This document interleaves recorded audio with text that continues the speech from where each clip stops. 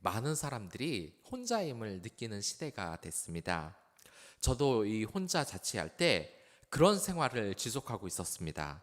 혼자 생활하고 드는 생각은 삶이란 나 혼자 사는 거다라는 생각이 들었습니다. 교회 개척에 있어서도 저는 저 혼자 개척을 한다고 생각을 했었어요. 하지만 의외로 많은 분들이 제 주변에서 저를 도왔습니다. 예전에 사역했던 교회로부터 연락이 왔고 또 교회를 세웠을 때 많은 친척분들이 저에게 관심을 가져주시고 도와주실 줄 저는 생각도 못했습니다. 인생이란 그런 것입니다. 해외에 있는 동포들은 결코 혼자가 아니에요. 그들은 같은 한국인들과 유대 관계를 가지면서 그 위기를, 어려움을 이겨나갑니다. 왜냐하면 같은 한민족이기 때문이죠. 이건 여러분들이나 저나 같습니다. 여러분들이 지금 혼자 있다고 외로운 상태거나 아니면 그 상태를 계속 지속하고 있다고 결코 여러분들은 혼자 떨어져 있는 것이 아닙니다. 모세는 자신이 혼자라고 생각했어요. 이제 더 이상 출애굽의 왕자가 아니었습니다. 그렇기 때문에 이렇게 살다가 생을 마감하게 될 것이라고 생각을 했어요. 하지만 그때 이 하나님의 떨기나무 가운데 불이 나타납니다. 그리고 하나님은 모세에게 자신이 누구인지를 이야기합니다. 아브라함의 하나님, 이삭의 하나님, 야곱의 하나님이라고 합니다. 이것은 모세의 정체성, 그가 누구인지를 가르치는 말입니다. 아무리 숨어 산다고 해도 모세의 정체성이 없어지는 것은 아닙니다. 외국에 나가시는 교포들도 미국에서 산다고, 이 일본에서 산다고 한국인의 정체성이 없어지는 것이 아닙니다. 그들은 그곳에서 올림픽이나 월드컵이 열려도 자신이 한국인이라고 생각하기 때문에 열심히 응원을 합니다. 내 조국이 잘 됐으면 좋겠다는 생각을 가지고 있어요. 사람들이 외국에 나가면 애국자가 된다고 합니다. 이게 뭐겠습니까? 여러분들이 어디 있더라도 여러분들이 살아온 그 계보는 여러분들 떠날 수 없는 겁니다. 이 모세도 마찬가지예요. 혼자 살고 실패한 삶을 사는 것 같습니다. 애굽에서 천한 직업인 목자를 하고 있었어요. 하지만 그가 아무리 혼자 있더라도 그가 아브라함의 하나님의 계보를 잇는 히브리인이라는 이 정체성이 사라져버린 것은 아닙니다. 그것은 여러분들도 마찬가지예요. 여러분들은 지금 그리스도인으로 각자의 위치에서 살고 있습니다. 이제 교회에서 모이기 굉장히 힘든 상황이 됐습니다. 하지만 그렇다고 하더라도 여러분들의 그 정체성이 사라지는 것은 아닙니다. 하나님께서는 여러분들을 특별하게 선택하시고 귀히 쓰기로 이미 준비를 하셨습니다. 그러니 지금 상황이 고립되었다고 절망적이라고 여러분들 낙심해서는 안 될 것입니다. 하나님은 여러분들이 어떤지 누구인지를 잊지 않으셨어요. 여러분들의 정체성은 가장 사랑을 받는 하나님의 자녀들인 것입니다. 꼭 기억하시기 바랍니다. 드디어 모세가 하나님의 부름을 받았습니다. 이 타이밍에 모세는 편안하게 말년을 보낼 거라고 생각을 했어요. 하지만 그와 반대로 이스라엘의 고통은 아주 극에 달해 있었습니다.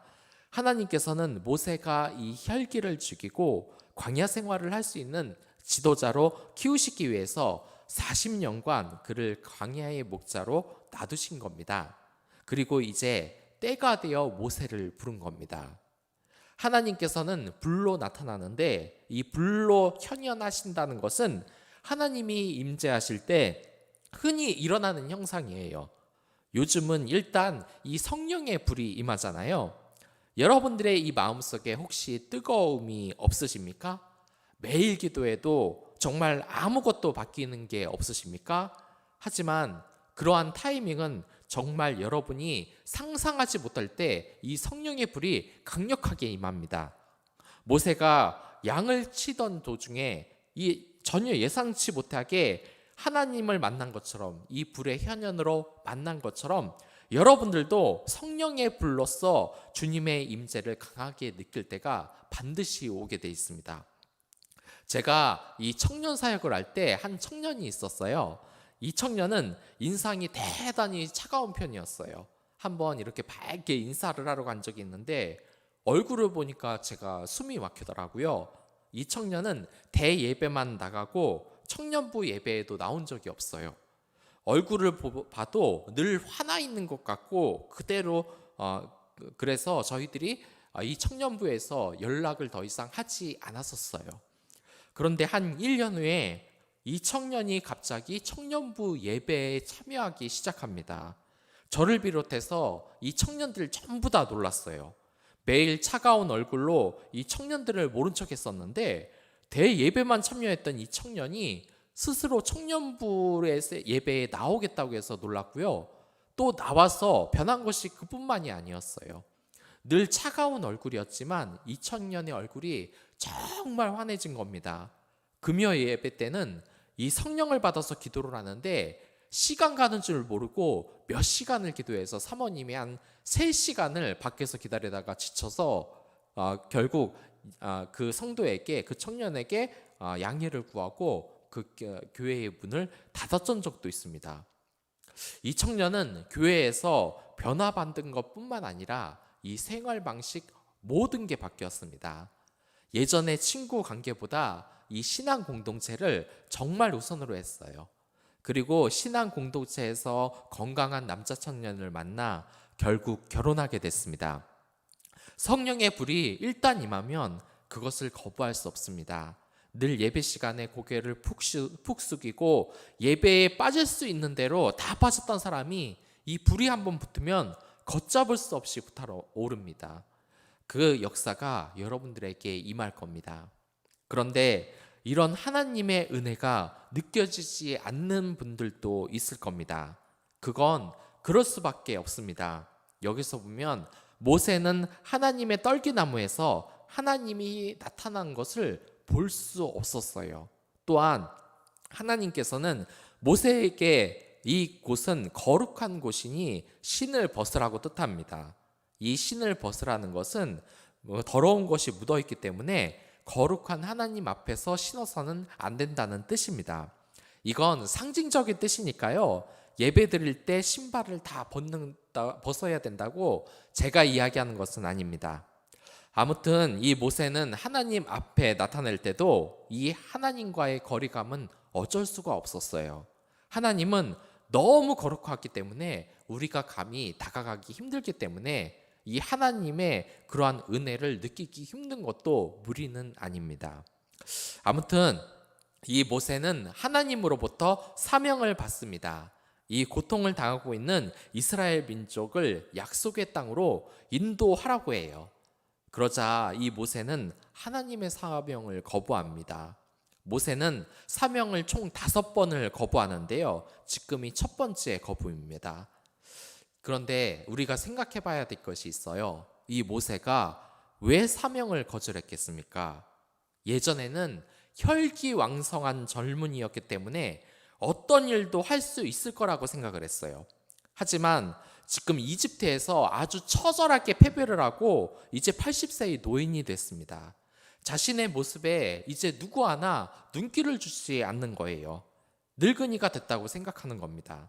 그래서 이런 사명을 감당할 만한 능력이 없다고 생각한 거죠.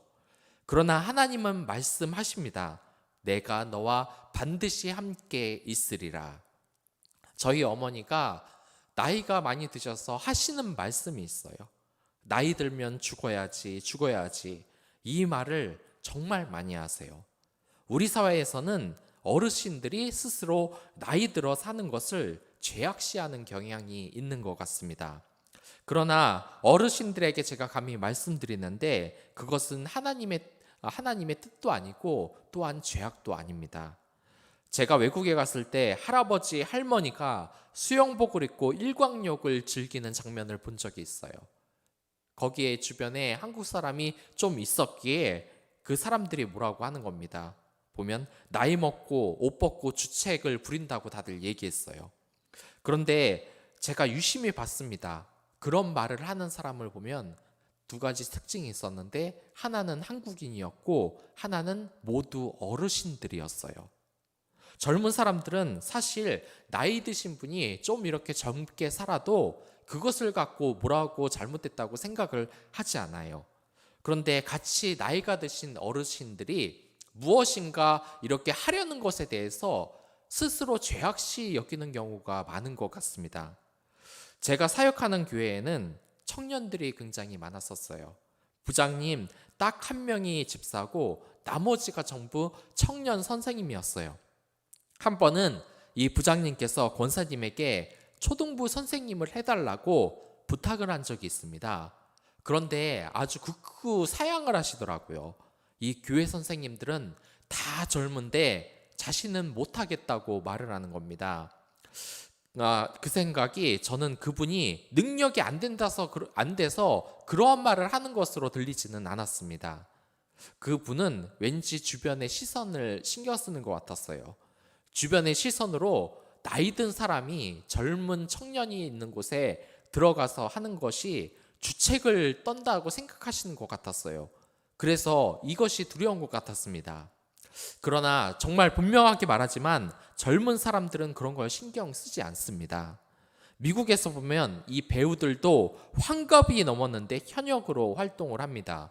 그것도 그 노인 역할을 하기 위해서 나오는 것이 아니라 액션 영화의 주인공으로 나오고 예쁜 여자의 역으로 나옵니다. 아직도 전성기를 누리는 환갑을 넘기는 액션 배우들은 미국에서 굉장히 많아요. 나이 드신 분들이 오해하시는 것이 있는데, 젊은 청년은 노인들에 대해서 거부감을 가지지 않고 있습니다. 오히려 나이 드신 그 어르신들과 어울리고 싶어 하세요. 이 젊은 청년들은 사실 이렇게 군대에 있을 때, 또한 농화를 갔을 때 이 어르신들을 만나면 얼마나 편한지 몰라요.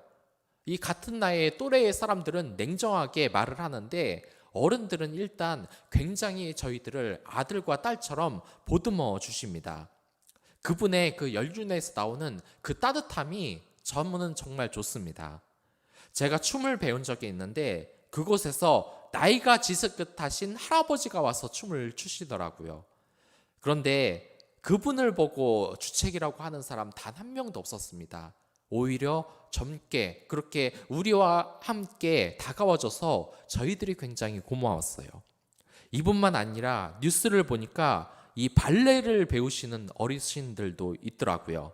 그런데 그것을 보기 싫다, 주책이라고 말하는 것은 솔직히 말해서 같은 어르신들 뿐입니다. 젊은 사람들은 오히려 좋아해요. 세대 간의 격차도 없어지는 것 같고 그것이 좋습니다. 이 교회의 공동체에도 마찬가지입니다. 어른들이 성가대를 섬기고 연극을 하는 그 모습을 보면 다음 세대들이 이것을 얼마나 좋게 보는지 여러분들 잘 모르시죠? 젊은 사람들은 어르신을 보면 정말 이 따뜻함을 느낍니다. 늘 같이 있고 싶은데 빨리 죽어야지, 이런 저주의 말보다 정말 원하기 때문에 오래 사서요, 이런 말을 사람들이 하는 겁니다. 우리가 생각해야 될 부분이 있습니다. 모세는 80세의 노인으로 사명을 받았어요. 그래서 40년간 정말 그 임무를 훌륭하게 해냈습니다. 우리도 마찬가지입니다. 현재 우리나라는 100세 시대를 살고 있어요. 이제 말이 100세지 제 조카는 이제 한 120살, 150살까지 살지도 몰라요. 이제 의학도 발달하고 생활도 정말 편리해졌습니다. 이제 사람들이 잘 죽지 않아요. 심지어 반려동물의 수명도 이제 20살이 넘어갈 정도로 세상이 좋아졌습니다. 그렇다면 하나님은 왜 우리를 이렇게 오래 살게 하셨을까요? 우리들이 깊게 생각해야 할 문제입니다. 제가 44살인데 70살이 되면 목사직은 그만두겠지만 그 이후에 죽을 날만 기다리는 그런 생각은 하고 있지 않습니다. 물론 하나님이 일찍 하늘나라로 부르신다면 어쩔 수 없겠지만, 그렇게 죽지 않는다면 저 또한 오래 살게 될 텐데, 하나님이 이 모세처럼 분명히 저에게 중요한 역할을 또 주실 겁니다. 모세는 인생을 산막까지 살았어요. 1막은 이집트 왕자의 삶이었고 2막은 목자로서의 삶이었고 3막은 80세의 인생에서 온 가장 중요한 인생, 이스라엘의 지도자로서의 인생이 남았습니다. 마찬가지로 여러분들의 인생도 지금 그래요.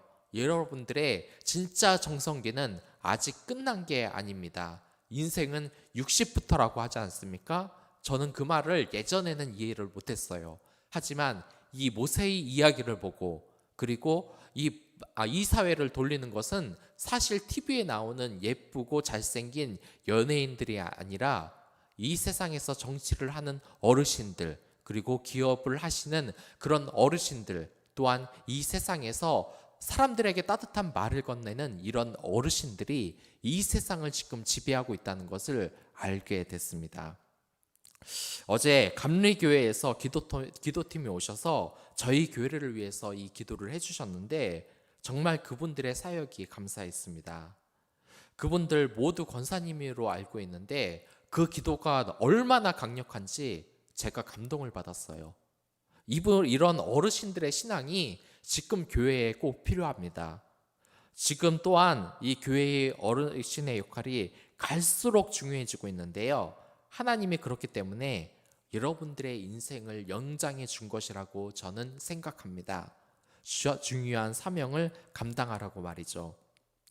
저는 교회에서 이렇게 성가대로, 연극으로, 음식으로 봉사하시는 많은 어르신들을 볼 때마다 그걸 느낍니다. 아, 저분들 때문에 교회가 생명력 있게 유지가 되는구나. 참 제가 말씀드리기에 죄송하지만 어르신들은 지금 무대에서 물러나서 쉬실 때가 아니라 하나님의 사명의 그 중심에 계시다는 것을 말씀을 통해서 제가 전해드립니다. 지금 젊은 사람들은 바빠서 중요한 가정을 잘 챙기지 못할 때가 많아요. 그러니 어르신들이 자기 자녀들이 결혼해서 사는 곳에 그 근처에서 이사를 와서 그 자녀들을 보살피는 일이 굉장히 흔해졌습니다. 이제 자녀 교육에 있어서 중요한 것은 부모님뿐만 아니라 할아버지, 할머니의 역할이 굉장히 중요해졌어요. 그분들의 사랑이 정말 중요하게 됐습니다. 교육을 가르치는 것만으로도 여러분들이 그 역할이 얼마나 중요한지 아셔야 되는 겁니다. 사실 지금 많은 청년들과 젊은이들은 갈 곳을 잃었습니다. 이게 경제적으로 힘들기도 하지만 이 정신적인 가치도 굉장히 많이 무너졌어요. 그런데 그러한 경험을 이겨나가기 위해서는 여러 어르신들의 도움이 더욱더 필요합니다. 그 먹고 힘들게 살았던 그 세월, 저는 감히 상상도 못합니다. 그 어려움을 이겨나간 경험은 지금 많은 사람들이 배워야 할 것입니다. 제가 이 TV를 보니까 젊은 사람들이 가치관에 대해서 이런 어르신들에게 상담을 받는 내용이 있었습니다. 이성 관계에 있어서 사귀는 사람이 있어도 다른 이성과 여행을 떠날 수 있냐는 질문에 어른들은 한결같이 절대로 안 된다고 했어요. 동거를 할 수 있냐는 질문에도 어른들 모두 안 된다고 했습니다. 또한 이혼에 대한 상담을 해도 이혼은 절대로 안 된다고 했어요. 요즘 젊은 사람들한테 이 질문하면 뭐라 그러지 아십니까? 결혼을 해도 애인 하나는 있어야 된다. 또한 마음이 안 맞으면 이혼을 해도 된다. 동거는 얼마든지 가능하다고 이야기하고 있습니다. 사실 이러한 세상의 답은, 성경적인 답은 어르신들이 많이 가지고 있습니다. 젊은이들은 이 세상의 공격에 버텨나갈 힘이 사실상 많이 없어요. 그렇기 때문에 어르신들의 그 힘이 정말 많이 필요합니다. 지금 많은 가정들이 무너지고 있어요. 이 포스트 모더니즘 시대에 무엇이 정의인지 이 사회가 갈 길을 아예 잃어버렸습니다. 그래서 하나님께서는 모세와 같이 이 세상에 남겨두시어 귀한 사명을 감당하라고 여러분들을 남겨두신 겁니다. 아까 전에도 이야기했지만 저희 교회를 위하여서 이렇게 기도해 주신 권사님들 정말 감사하고 얼마나 큰 힘이 됐는지 모르겠습니다. 그리고 저뿐만 아니라 정말 젊은이들과 이 세상이 여러분들의 기도와 헌신을 기다리고 있습니다. 그리고 늘 제 조카를 보살펴 주시는 저희 어머니와 재수 씨 부모님들에게도 그 헌신이 저에게도 얼마나 감사한지 몰라요. 이 세상에 정말 용기를 잃고 가장 중요한 믿음을 잃고 반항하는 영혼들이 정말 많습니다. 어르신들의 그 기도와 헌신으로 이 세상은 살아날 수가 있습니다. 더욱더 이 세상을 위해서 여러분들 힘써 주시길 바라겠습니다. 정말 여러분들이 바로 이 현대의 모세입니다. 이 세상에서 가장 귀중한 그 경험을 저희에게 정수해 주시고 그 따뜻함으로 저희들의 이 어려움을 이겨나갈 수 있도록 항상 이 신앙 공동체에서 저희들을 위하여서 힘써 주시면 감사하겠습니다. 그럼 다 같이 기도하겠습니다.